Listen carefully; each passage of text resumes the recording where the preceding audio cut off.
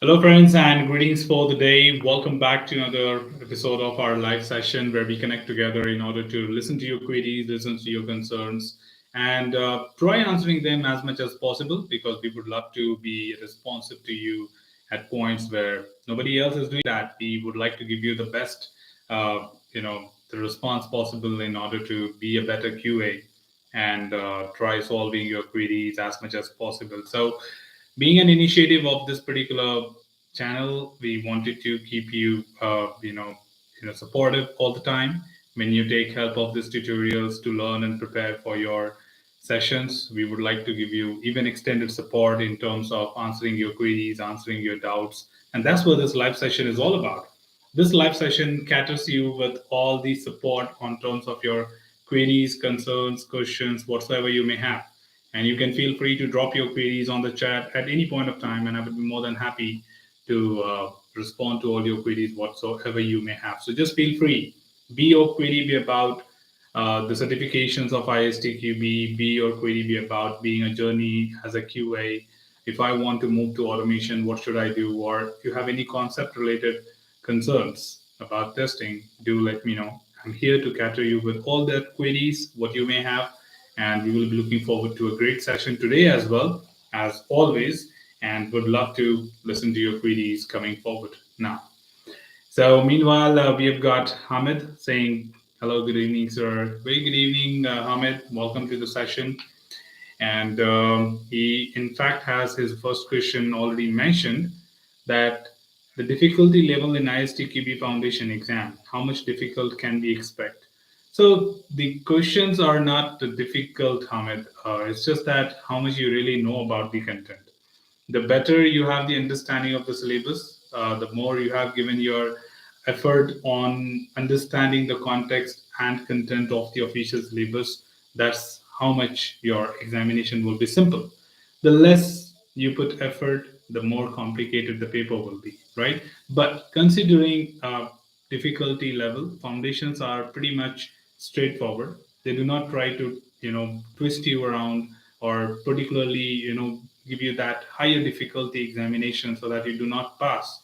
Their intention is also to make more and more certified people across the globe, which showcases their recognition around the world as well, right? So the examination difficulty level will be moderate because they just don't want everyone to pass as well because they want to maintain their dignity, they want to maintain their significance.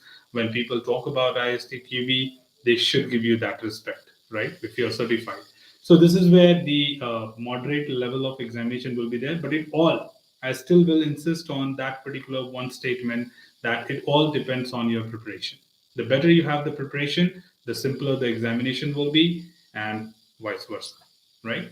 So, anyways, I just wanted to make a quick announcement before I pick up any other questions. I see Tahir and Khalid dropping some quick queries. I'll be getting back to you. Just a quick moment. We are about to complete our tutorial series on the sample question discussions. We think I have another two or three tutorials remaining on that page. And as soon as we are done with that, we will be looking forward to the next tutorial series. And I have a poll going on my community page right now. So if you are interested in anything in coming future, feel free to go ahead to the community page of my channel. Just click on the channel name below and click on the community tab, and you would be able to, you know, see that poll, and you can vote for your next option because we always go by the audience, what audience want, and the option which gets the maximum number of votes, we will go with that, right? Because it pretty much makes sense that what audience wants. So we give you all different options, and we want you to possibly vote for those things, and we will be looking forward to respond to that, right? If in case you don't see your option there and you have any other suggestions, please drop it in the comment. And again, we will be picking it up from there that what number of people were suggesting that on the same note. Okay, so that was all which I just wanted to share with you. And well, let's pick up the next question from Tahir. Tahir says, Neeraj Bhai, kindly tell some basic tools which one should must know as junior manual tester.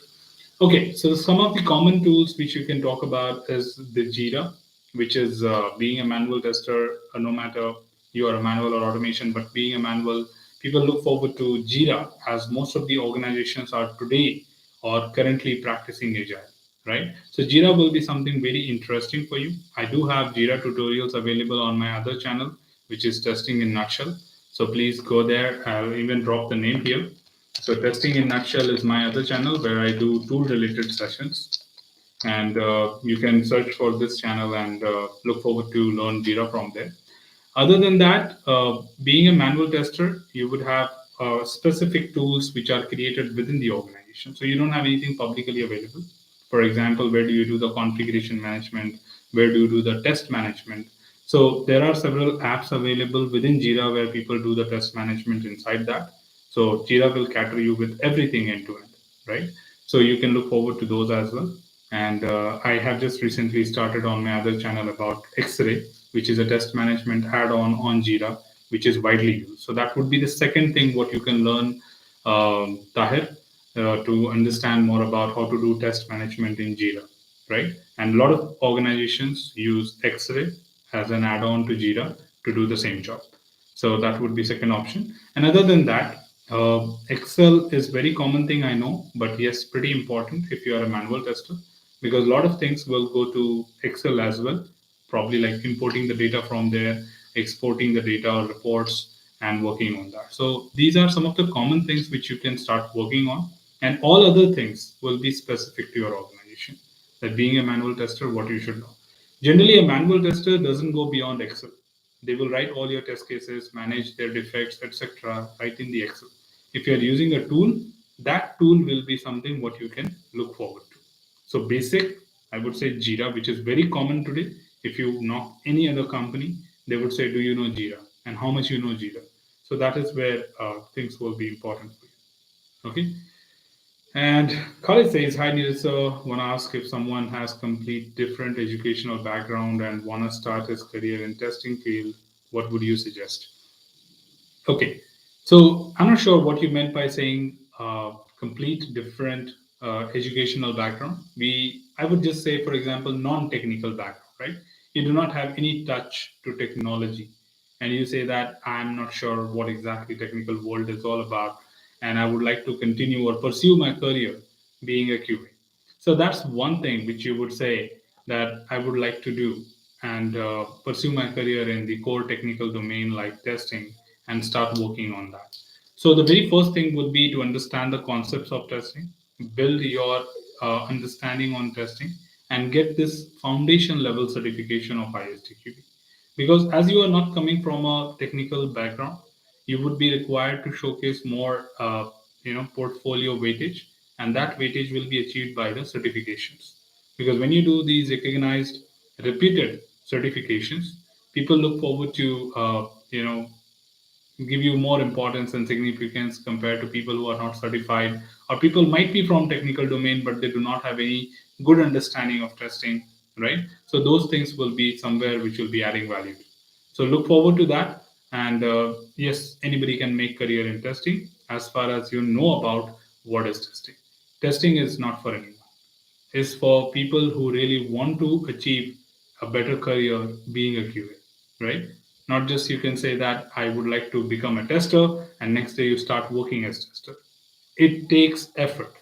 Okay, it will require your preparation, it would require your learning, it will require your dedication to learn all the concepts of testing. So testers are just not hired. So that preparation will be a part of it. And if you can get some good certifications like ISTQB, that would be a plus, which will improvise your portfolio, decreasing the value on your educational background, increasing your value on the professional upcoming career, right? So Khalid, you can look forward to that. And I do have my tutorials on ISTQB Foundation. You can look forward to learn fundamentals of testing. In fact, prepare for your certification right from here. Okay. So all the very best and look forward to hear from you more if you have any questions. Hamid says the second question is about the type of questions in the examination. Are they MCQ or BCQs based? So yeah, it's MCQ only, multiple choice questions, and it's always the objective based. I think my very first tutorial of any series will tell you about the exam structure, the number of questions, etc. So I'm not sure if you have been through my first tutorial of the series yet. So if you go through my first tutorial, it will answer all your questions regarding the examination. Okay, so you will have 40 questions to be answered in 60 minutes, and each question will have 4 options. So all you have to do is just pick one right answer. Okay, only one right answer, no multiple choices. Okay. Okay. There's another question. I'm having problem in white box testing techniques. I'm unable to understand flow graph. Are there any tips to get better on it? I think the tips is also in the tutorial itself. There's a shortcut which I've given which you can derive without drawing the flowchart, so you don't really have to break your head. I would suggest go through my tutorials in detail, like listen to it entirely. You will have all the answers what you are generally looking for right now. I have given the shortcuts to get to the answers without drawing the diagram in my videos. You also say that the testing cannot prove that the system is correct. Please put some light on this statement. I countered this question in a sample paper. Yes, of course. See, if you remember again, see, all of your questions are going back to my tutorials. If you listen to my tutorial on principles of testing, the very first principle says that testing shows presence of defects, but not absence. That means testing is a process of finding defects. If I test a particular system, I'm trying to identify defects. But if I stop at a particular place, I cannot say that I have tested everything and there are no defects, right? For example, I have a I've given a task to go from point A to point B, and on the way, your objective is to observe that what are the shops, where are the fuel pumps, where are the apartments on this way between A to B. Now, if I travel, I start from point A, but stop in somewhere in between. I will not have any information after that point that whether how many fuel pumps are there, how many shops are there, how many apartments are there, and etc. Right? The same way here exactly. You may start testing a system. You would have created, say, for example, 100 test cases. But if you think 100 test cases are enough to test the system, probably the defect would be lying beyond that, right? So no matter, there's no limit for it. I'm not saying 100 is a trademark. 100 is a threshold that you should create at least 100 test cases or at least 200 test cases. No threshold. Till you feel confident and every area, every functionality is hit at least once, is what we follow as a fundamental. But there is no end to testing. If I go on testing, I can test a system for 5 years also, and still I say I'm not confident, right? So this is where the point is. The point says that testing can only help you to find the defects, but cannot justify that it is zero defect. Okay, there are no defects in the system because if you go on testing beyond, you will still find some more defects, right? So that's how it makes sense. That testing cannot justify that this is a defect-free product. When the user tests from their own perspective, they may find more defects or any different defect than you because everyone has different perception to work on a particular same application, right? So this is where the question which you saw, that testing is or something, testing is a process which cannot prove or justify that there are no defects or system is correct.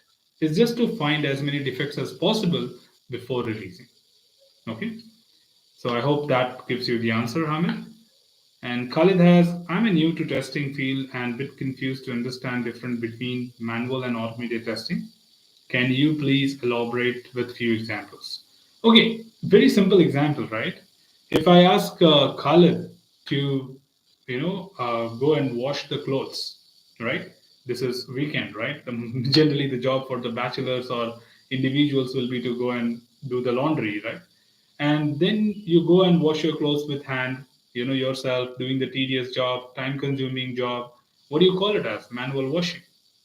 Manual washing, because you are involved there. You are washing your own your own clothes with your own hands, and you are taking a lot of time to complete that job, and it is tedious, hard work, and time consuming, right?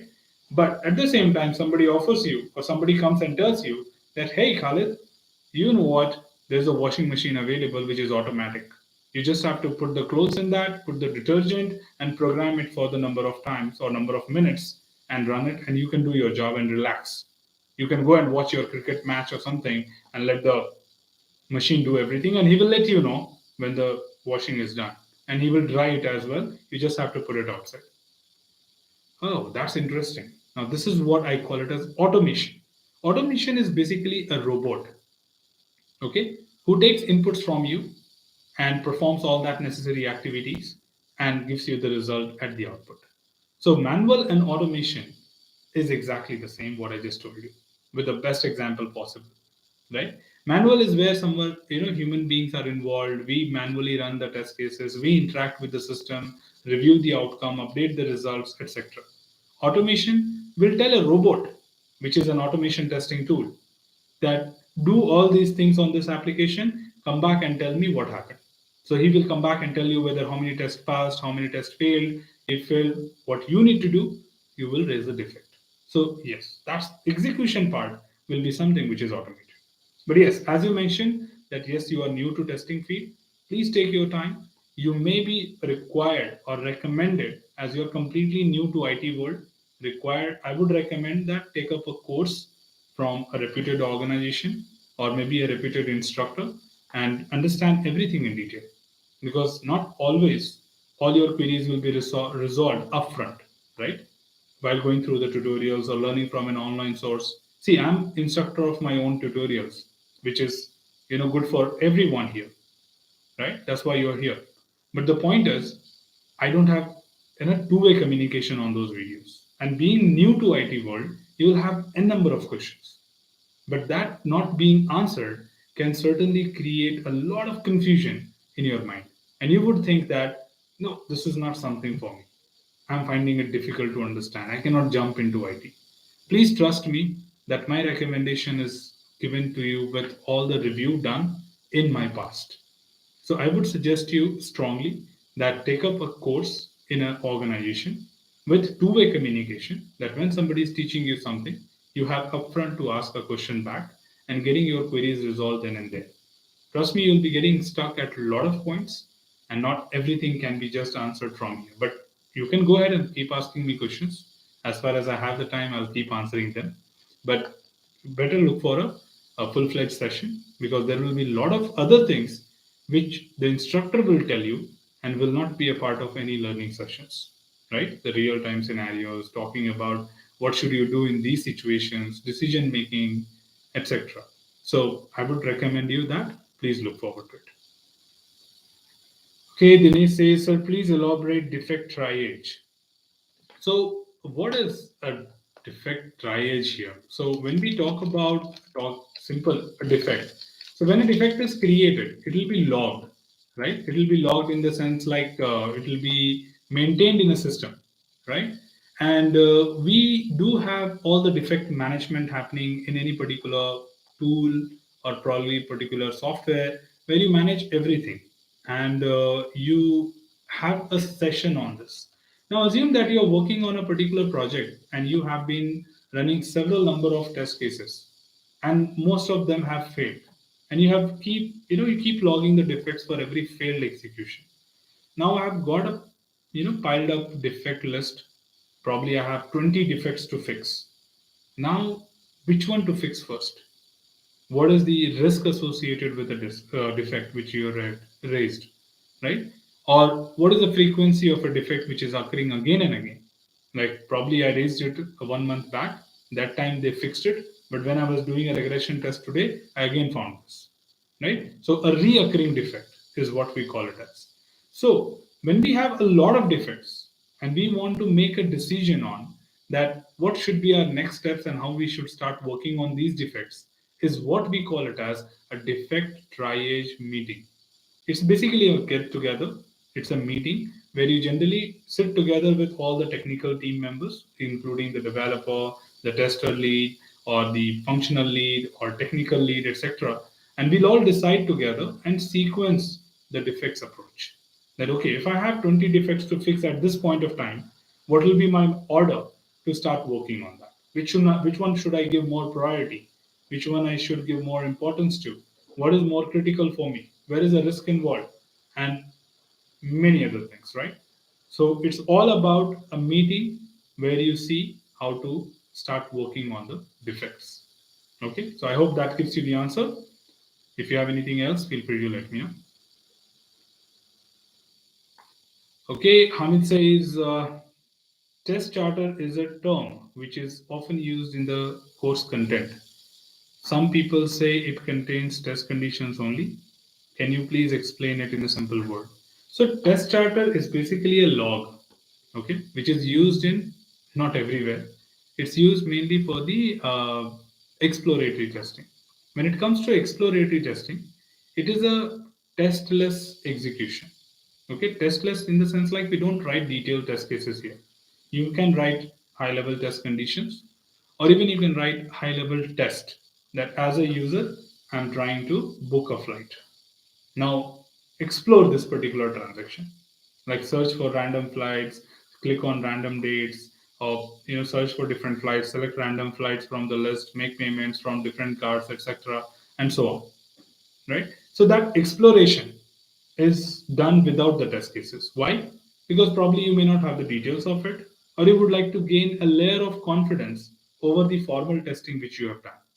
Now that's where exploratory testing being said that we do not have the test cases written for it, then is there a document which says me that you did testing? Yes, that's what is test charter. Test charter is a log which will consist of all your information about the exploratory testing where test cases are not going to help you, or test cases cannot tell me what the person did for the last 5 hours or what testing was conducted during this particular span of time. And that's where test charter will be logging those details and telling you that yes, a tester was involved in doing an exploratory testing and here are the details. So what a test charter consists of? It consists of the name of the tester, the date of the testing, the start time, end time, total duration, which module he was working on, what was the objective of this session, what transaction was under consideration, what was the key observations, right? If there are any defect identified, what was the outcome of it, and so on. So it's just going to be a simple log which you work with. Okay, just a log, not a detailed documentation as such. So this is what your test charter is all about, Hamid. And if you have any more questions, just let me know.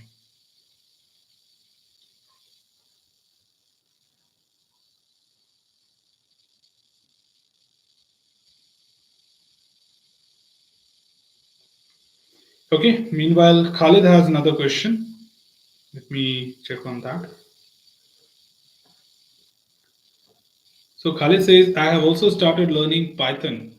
Kindly guide me. How can I fasten my learning process specific to testing tasks and needs?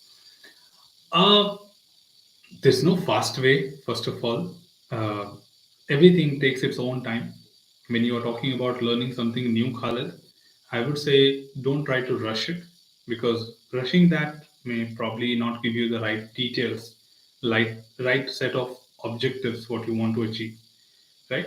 So there's no fast way to learn anything. It's all about you, that how well, how fast you can learn it. If you're able to implement a simple program, you're able to write some test cases. When you look at a particular application, you know what exactly are the test conditions, what are the test cases, how to write it appropriately. Are you able to execute it? You know how to report a defect. When you say that I know about it and get it reviewed by somebody, write some test cases and give it to someone and say that can you have a look and tell me what do you think I'm going wrong with, right? And that person will give you review inputs. If there are review inputs, that means you still need to improvise yourself. If there are no review inputs, that means you are up to the mark. And that's where you call it as a fast process. Now, what is that you will take to complete that thing and gain that confidence with zero review comment is what you will take in order to learn anything. And there's no fast and slow. There is no fast and slow. You have your own pace to learn anything and take your own time. Okay, take your own time. I'm not going to recommend anything because we do not recommend any of our participants that finish it in 1 week of time. If you're not able to finish in a week time, you are very slow. Nothing. People have their own understanding level, they have their own human tendency, psychological aspects to grab a new concept which might be completely new to them. And that's not something which can be on an average, or I can say average people can finish it in 10 days or something. No, it takes your time. Why would you like to rush? Okay, fine, you have an opportunity. You want to join there. That's a target. So get to the right place. Get to a particular institute where you can see a great instructor with you all the time, and you can just keep asking the questions and get that confidence faster. So the more you spend your time on daily basis, that will be again adding as a parameter to that fast learning. So number of hours you spend every day and the grasping power skill, that how fast you grasp something, will be getting you faster. Okay, nothing other than that. You don't have to rush it. Take your own time. Trust me, the more time you spend, the better you will be. All right, Tahir says if one thinks to develop his career in agile testing domain, which certification should he do after agile? Is TTA test management his right certification? Okay, so you would need kind of, if you want to make your journey better in agile testing, you can look Scrum related certifications. That is, you can look for the safe, scaled agile framework, which is a lot of organization are practicing. As an optional, if you want, you can take CSM also. That does not add a lot of value, but being CSM certified will tell you everything about the Scrum process. Okay, so you will be knowing that what you're working for. So agile, as you mentioned that you want to be working in agile testing domain, you would have CSM adding more value, but it's not mandatory. Okay, nobody will say that why you are not CSM certified. If you are not CSM certified, that's okay. But agile certification from ISTQB, safe certification, which is specific to the process, like you know how to implement safe in a particular organization, and agile certifications within ISTQB. One more is there, agile technical tester. These are the certifications which are only available for testers. No other certifications. You can go for agile foundation tester, you can go for a scaled agile framework, and you can optionally go for the CSM. It's not mandatory, optionally. So these are the three things. Or Jira. Jira is something very important. If you are Jira certified, people will look forward to you because they want people to know what is Jira. So you can take a professional session on Jira, or you can even get certified on Jira. So Jira certifications would be very helpful for agile test. Okay, meanwhile, we have Kishore. Kishore says, hey, good evening, sir. When I see you online on YouTube, I get positive vibes than you, sir. Thank you so much for sharing those wonderful words, Kishore. And this is why I come live, because I at least want to create that positive vibe in people. Because, of course, there are many people who do not join this live session. Probably it's a weekend or may not have any questions. But these videos, trust me or not, after publishing that we close the session, this video gets published as a video on my channel. And a lot of people come back due to the time zone gaps, non-availability on the right time. They come back and watch this live session. And they certainly ask me a lot of other questions after this video. So that's where I make it as a habit that I show my presence and at least keep people motivated and help them to get some queries resolved. Because Google cannot answer anything, not everything, right? So that's why I'm here. Thank you so much, Kishore. Okay, we have Anunidhi Sharma says, sir, how to solve the question for statement coverage and decision coverage for ISTQB? Does the formula if plus 1 and L plus 1 always work? Yes, always subjected. Subjected, you're talking about nested if and unnested if, right? If you remember, if you have been through that formula on my video, you would know that I've highlighted clearly that when it comes to nested ifs, like if within another if, and unnested if is one if getting closed, then the next if is getting started. So formulas are slightly different for that. And yes, it will work always. It's just that you have to judge whether the if statements given to you are nested or unnested and apply the formula accordingly. Always it's going to work for both statement and decision testing. Okay. All right, we have got Hamid again saying, what is the difference between behavioral driven development and test driven development? Okay, test driven development, TDD, is a test approach in Agile. First of all, both of them are test approach in Agile. The TDD has a principle where test is created before the code.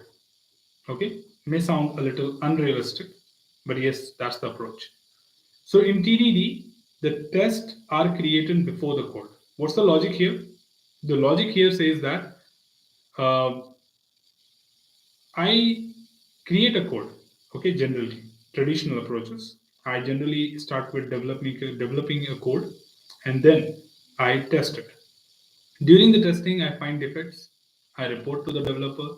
Developer reworks on the code, sends me another build. I test it. Fine, that's working. I do regression testing. Something else is failing. Again, developer works on it. We retest it. Right. So that is the journey.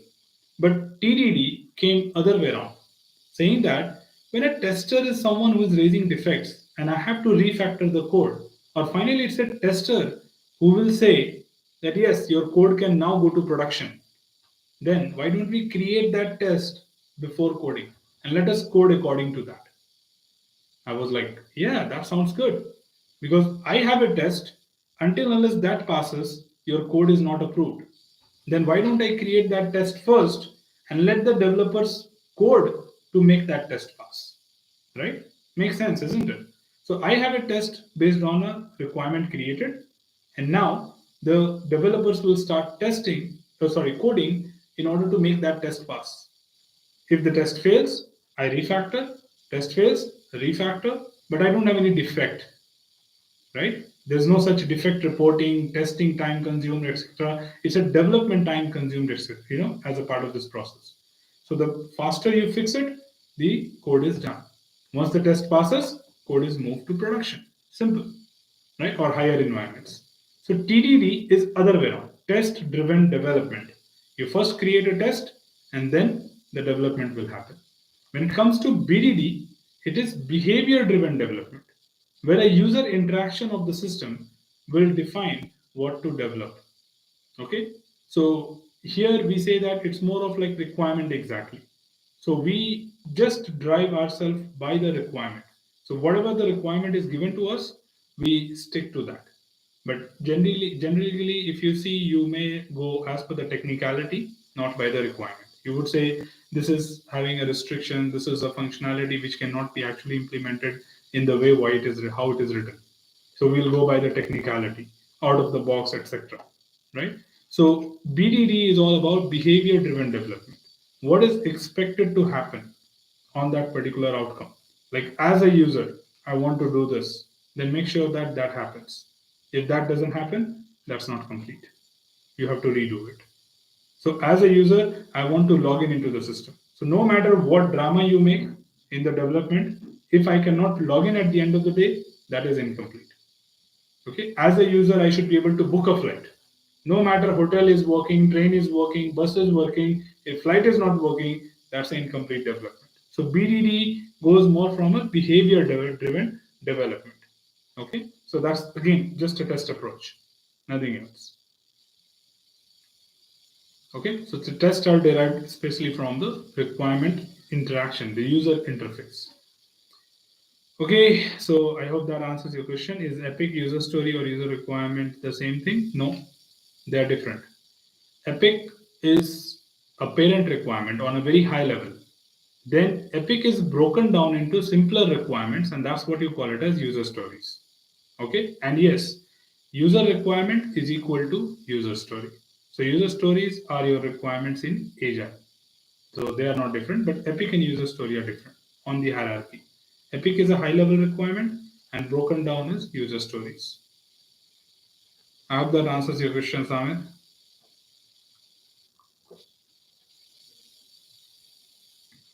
Okay, we have Shiba Prasad says, how can get exam date?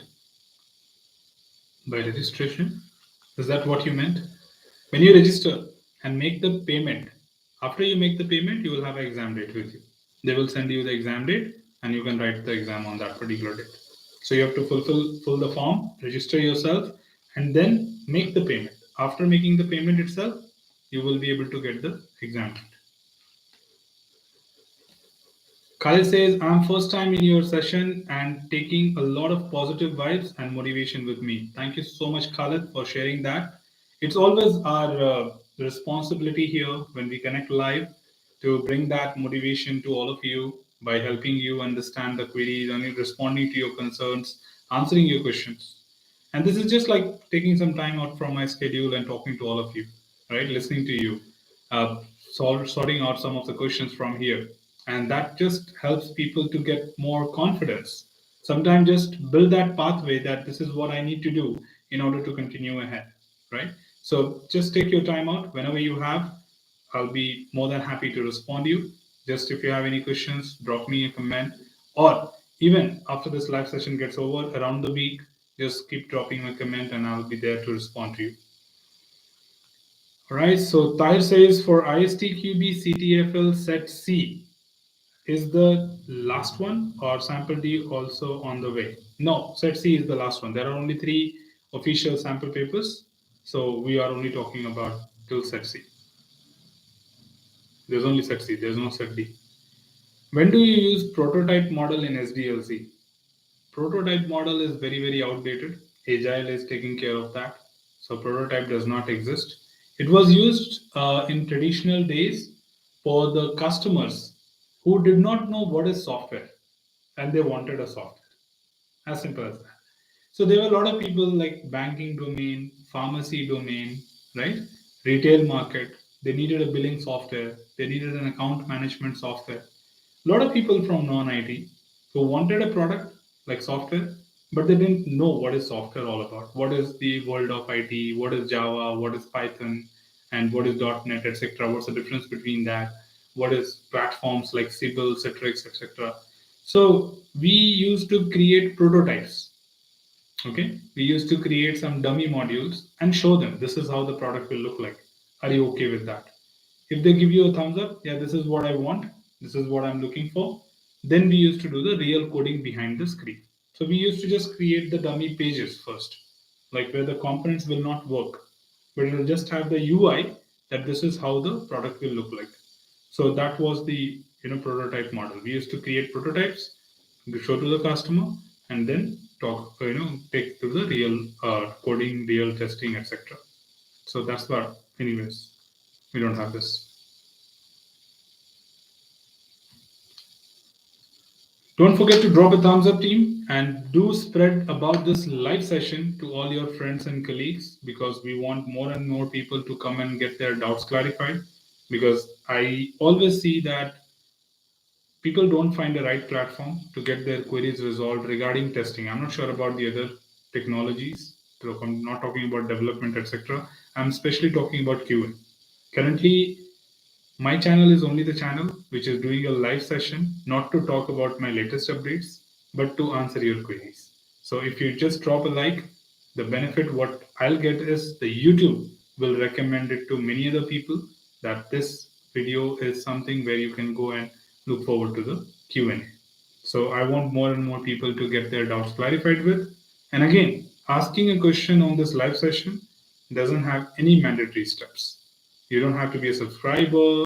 You don't have to be be a member of this channel or something. No, that's completely optional. If you are happy, you want to be here on the channel, again, just subscribe. If not, totally okay. Your answers, when you type your questions here, it does not show if you are a subscriber or not. It never shows. So we are not worried about that anyways. Okay. All right, so Hamid says also please put some lights on these terms like Scrum methodology and Sprint. That's a big story, Hamid. I have a playlist for you on testing in nutshell because I do understand that would take a lot of time, and I hope you agree with me on that. If you go to my this channel, I have a Scrum Agile methodology playlist, and that answers everything in detail, right? Because here, if I start talking about each of the terms, it will look very, very short and crisp, right? But my videos are pretty much detailed. It gives you several examples, and if you learn them in sequence, probably I'm not sure. Your next question will be what is Scrum? Sorry, what is sprint planning? What is daily stand up?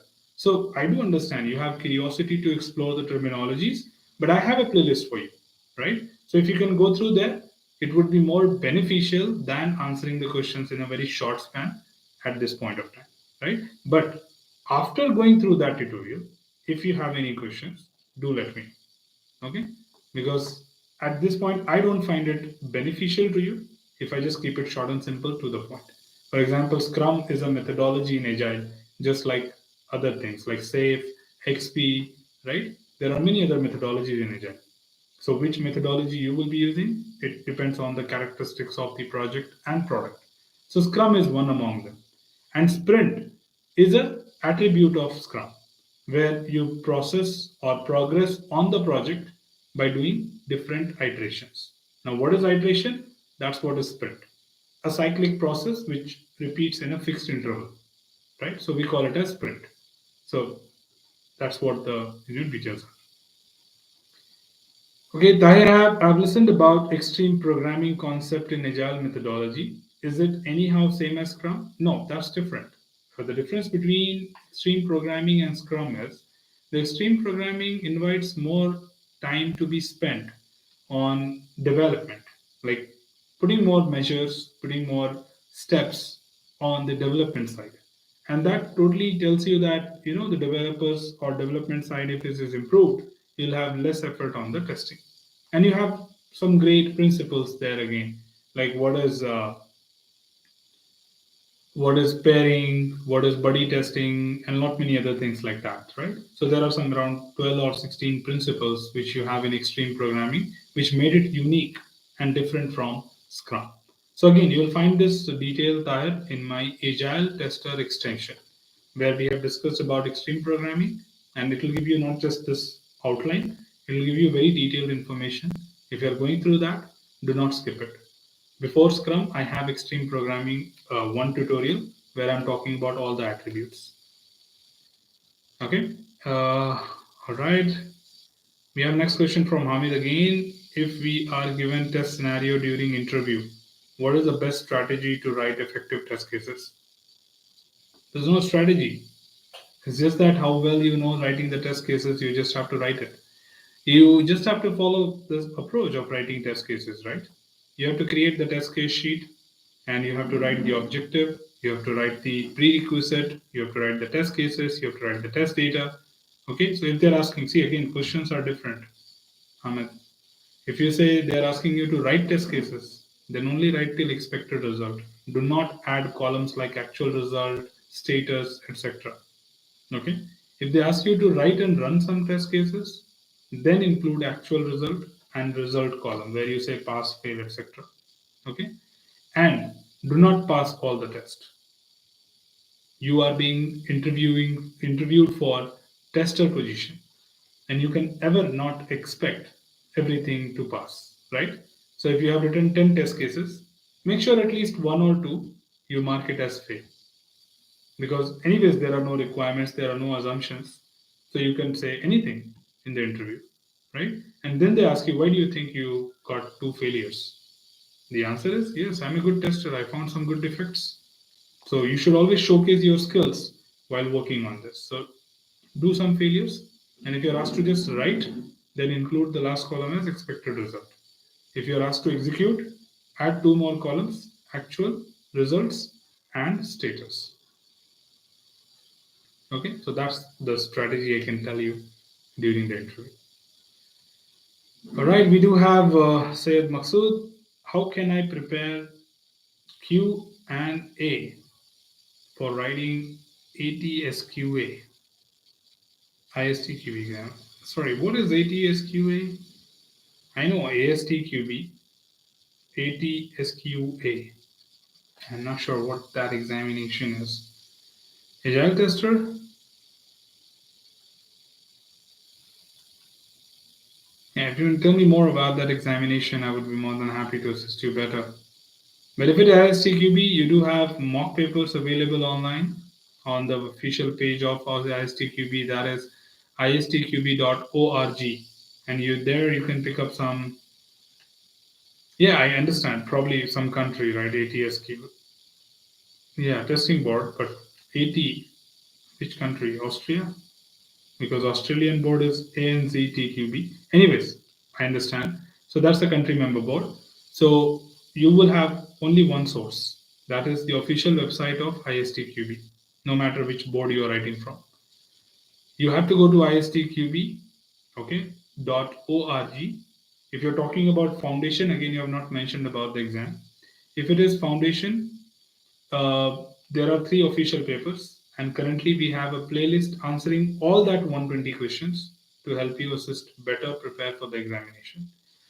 Other than that, you don't need anything else. If you have been through the 3 papers and you know all the sample questions, you know how to answer them, you do not need anything else, trust me. So that's where you can go to istqb.org, click on foundation level certification, and go to the bottommost part, and you'll find 3 mock papers, that is set A, set B, and set C. Just cover those things, and that would help you. Oh, that's a different thing now. When you say ISTQB exam for security, performance, etc., so ISTQB currently caters security and performance, but does not talk about connected devices or does not have certification on DevOps. Okay, ISTQB does not cater on connected devices and DevOps, and you just have security and performance. For that also, istqb.org will help you with the sample papers. You can only trust official website. I do not recommend any other website except official website of ISTQB, not because I'm a member of that, it's because it's incorrect.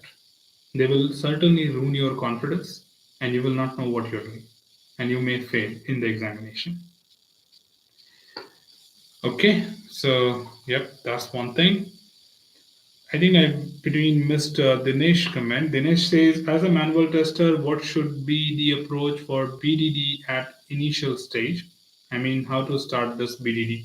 You can use the Gherkin language, right? Instead of not running through cucumber test or something, but use that approach of Gherkin. That when, sorry, given so and so, when I do this, then this should happen. So this is what the BDD approach is all about. So you can very well follow that in writing your test cases and managing all of that. So BDD is all about behavior, the user interaction, what a user will actually do when they interact with the system. So that would be more important thing to do. So you can, instead of writing your test cases in a very traditional manner, like prerequisite, test steps, test data, rather you do it in the given, when, then. That's what makes it your BDD approach. And yes, that would be doable and followable as a BDD outline. Okay. All right. Shiva says, when is the next class? Next Saturday, 7 p.m. Indian Standard Time. Again, every Saturday, 7 p.m. We connect. Sia says, can you please share the playlist, please? Playlist for which one? Will that question help me pass the exam? Yes, of course. There are official sample papers that will tell you how the examination will appear and give you the insights of what exactly it is. So, can you please tell me which examination playlist you want? Because different examinations you mentioned in your previous questions. If you can tell me the examination name, I can quickly go to my channel and share you the playlist link, which will be easy for you to jump.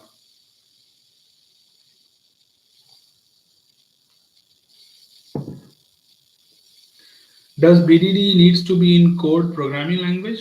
No, it's very English because BDD makes use of Gherkin and Gherkin is written in English language. But yeah, if you're doing it automation like Cucumber, then you need to write it in a Cucumber interface and then run it from there. But if you're writing it manually, you mentioned manually there, right? As a manual tester. So you can only follow the approach of Gherkin. No need to write a Cucumber test or something. And you don't need programming languages for BDD. It's just English language. You write it like a text. Okay, Naveen says, can I pass ISTQB CTFL by reading syllabus and watching your playlist? Yes, you can. This is all based on the feedback review which we received from all our participants and learners on this channel. So that's where I'm recommending it, because a lot of people, thousands of people have come back and told me that the playlist and the official syllabus was enough to prepare well and pass the examination. So I'm not promoting my content here right now. I'm just telling you my feedbacks and reviews on what we have received from the people. So all the very best. And yes, you can very well do it just with this. You don't need anything else.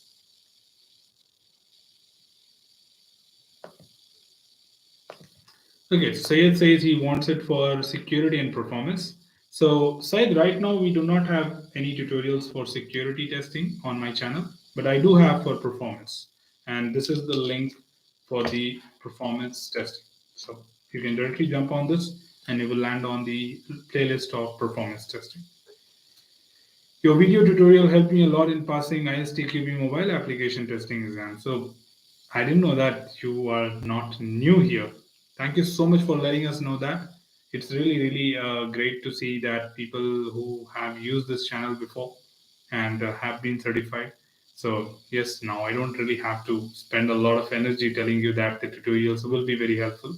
So just go there, and all the very best for your performance testing preparation, Sayed.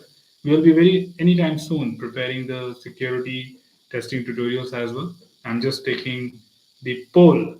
Right now, there's a poll going on my channel. If you go to my channel and click on community tab, there's a poll for my next tutorial series.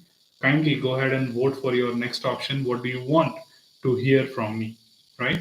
Because I always do it for the audience. So I always ask them what you want next. I don't put anything on you as a burden, right? Or as my choice. So what you want, I do. So simple. I'll just do that. So we have 5 options there. Vote for your favorite option. Whichever option gets the maximum number of votes, that means majority of them are looking for it. So we'll just pick up that option. How it says, can we navigate back to previous question in the real test? Yeah. Before you submit your examination, you can always go back to the all previous questions. You can always review them before submitting. Naveen says, would you make tutorial on automation testing using Selenium and TestNG? Yes, I'll be making it very pretty soon, but not on this channel team. I'm not sure how many of you really know this or not.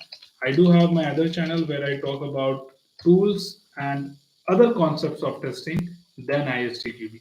This channel is exclusively for ISTQB certifications. So I have managed everything else in my other channel, which is testing in nutshell, and that's where I do my entire uh, preparation, right, for the automation part and etc. So please stay tuned on this channel for the learning on the automation part. Currently, I'm doing X-ray tutorials, which is an add-on to Jira for test management. Once I complete that, next is my Selenium, and I'll be working on it. So Naveen, you can look forward to that. Raju, difference between BRD and SRS. It's just that the business giving you a document with requirements, you call it as BRD, okay, business requirement document, or BRS, business requirement specification. But the same thing, when we turn it around or write it again in a technical format, we call it as SRS, system requirement specification, or software requirement specification. So what the customer writes and give you call it as BRS. What you write from the BRS is called as SRS for your team. But that was all in the traditional model, like waterfall, V model, etc. Currently, we do not have it. Okay. Now people talk about user stories and Epic. Says thanks. You're welcome. Shima. Shima says, I'm not sure what that link, what that character is. Can you help me a lot to understand what exactly you need? I will be removing this. Thank you. Dinesh, sir, I'm able to see a join button at your channel. Tell me something about this. Okay, so join button is for membership of this channel, which is completely optional. Let me tell you in the beginning itself. This is completely optional in the sense that there are a lot of people who quite frequently mail me saying that, Neeraj, I just went through your effortless tutorials and that helped me to pass, and I want to do something for you, right? So I keep dropping them some of my payment details like Google Pay number, this, that, PayPal ID, and all, and that happens globally. So membership is more of like if you really want to do something out of your interest, or you want to serve a purpose, like I use that money, you will be charged some amount monthly basis on your card, like 119 rupees, which is not a big deal. So when you become a member, that 119 rupees what I get from your membership will be used to you know uh, sponsor an underprivileged kid for the education. So I use it for a purpose. People can use it for their own purposes. So every channel has a membership option. So I use it for a cause that I go and give it to school, or probably go to a particular school, talk to some students and sponsor a particular student's fees and donate it there. Like I don't put it in a NGO or something. I directly sponsor a child's fees for a particular quarter or whatever the amount I have. So this is what I use that membership for, because these are all my compliments. I don't take that as an earning, so that's completely optional. So if anybody out of courtesy they want to do something for this channel's effort, they can become a member of this channel, and you will be contributing something for your happiness. That's it. But yes, out of that, you get some extra benefit from my side.